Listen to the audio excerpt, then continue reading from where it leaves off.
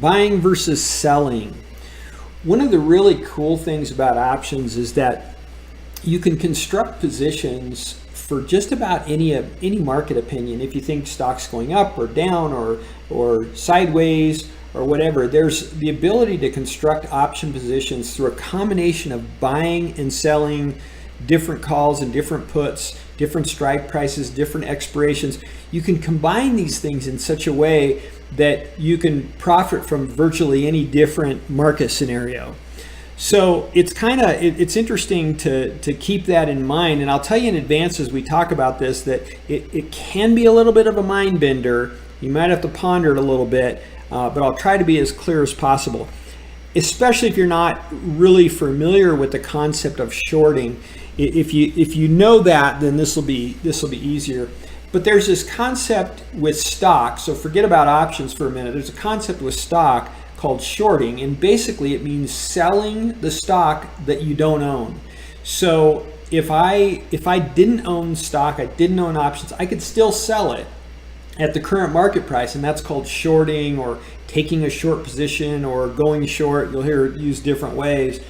So an example would be if Apple is currently at 135 and I was concerned about Apple. I think they're going down, and I don't really like their current market profile or whatever it is. I can actually sell Apple even if I don't own it. So I don't own any stock, I don't own any options, I have no connection with Apple whatsoever. I can still sell it at 135, and that's called shorting. And so I would own, if let's say I sold 100 shares, I would own negative 100 shares because I actually sold something I didn't own. And your broker has a special way of handling that, but just know that you can do it. You can actually do that. And then if Apple does in fact go down, to say it goes to 100, then I buy it and I make $35 a share. Now, if I did that in reverse order, it would make perfect sense. If I bought it for 100 and sold it for 135 sometime later, I would make $35 a share. Easy peasy, right? That makes sense. All we're doing is we're doing it in reverse. We're selling it at 135 and buying it for 100.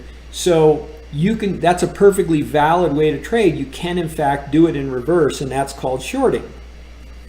Well, you can do the same thing with options. And with options, it might even make a little more sense. But let's go to our option chain. And you might remember we had this July 16th expiration date that we looked, and there were in this particular, and this was the Thinkorswim platform. Again, your broker might look different, but you see calls on the left and you see puts on the right. So all of these are for the July 16th expiration, and here's all of the strike prices. And you might remember we used this example of this put for $5, and so the idea here was, I own 100 shares of Apple stock, or I own some Apple stock, and I'm concerned it might go down. For $5, I can basically protect my position. I can buy a 130, and again, this is a put, so this gives me the right to sell at 130, no matter what happens. So if Apple goes to 100, if Apple goes to 50, if Apple goes to 1, I still have the right to sell at 130. So I've protected myself, I've protected my downside.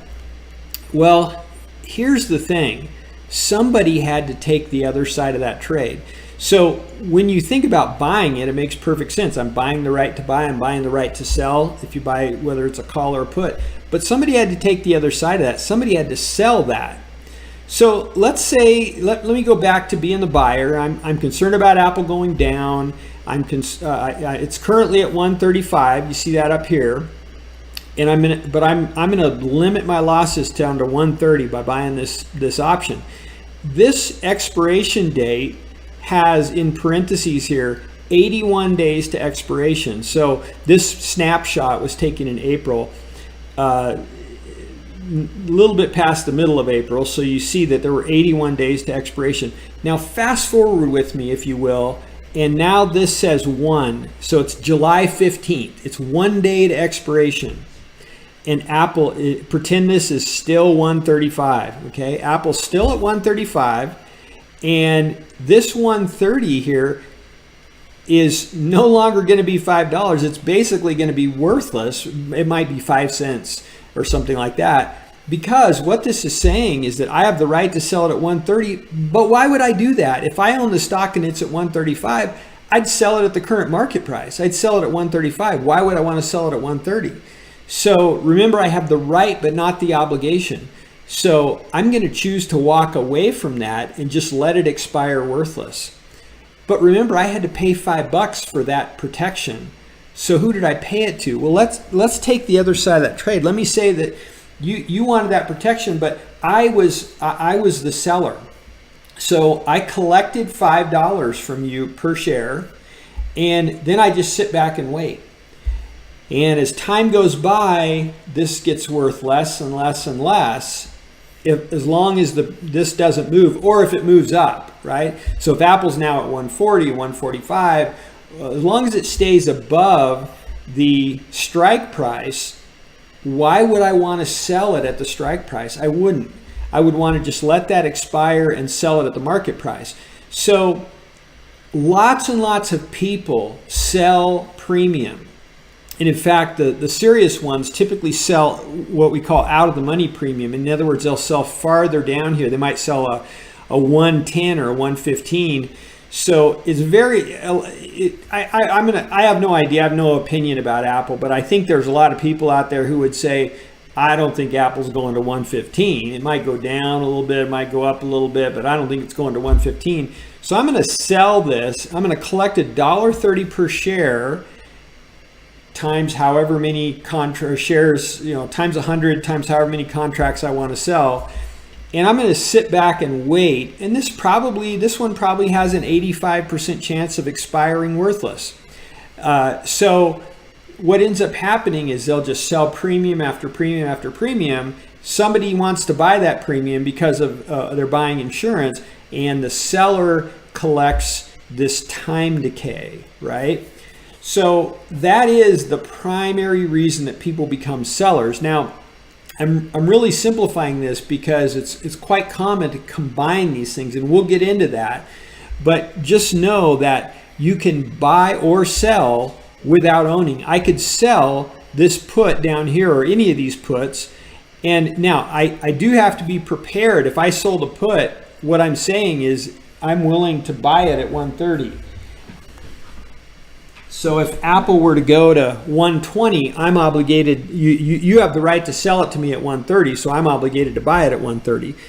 So I would not want to sell a put unless I was prepared to buy it, and your broker would require you to have enough assets in your account to cover that. But the point is that you can do it in either direction, and you can do the sale first, and they call that, if I were to let's say I were to sell this 130 right now, that would be a sell to open. And then if I were to maybe all this time goes by, maybe there's 10 days left and it's now selling for 50 cents because it's at 135, it's a lot of time decay, I could do something called a buy to close. I could buy it back for 50 cents. So I sold it for $5, bought it back for 50 cents. I made $4.50 per share times the number of contracts I have profit, and I now have a closed position. So you can buy to open, you can sell to open, you can buy to close, you can sell to close, and you can do it with either calls or puts. So sounds a little complicated, but when you put it all together, this is how you can create some magnificent positions to, as I say, profit from almost any market condition. Whatever your market opinion is, you can construct a position that would benefit from that, assuming you're right. So with that, we'll leave it there. Again, I said this could be a little bit difficult, a little bit of a mind bender, but hopefully it makes sense. And I'll just leave you with this. The primary reason people sell options is to benefit from that time decay. They are going to, especially the ones that are out of the money or beyond the strike price, they're gonna lose their time value particularly quickly as we get closer to expiration. So that's the main reason people sell those options, and it's one of the ways that we can benefit without having to have movement in the stock price. Hopefully that makes sense. Think about it, and we'll see you in the next module.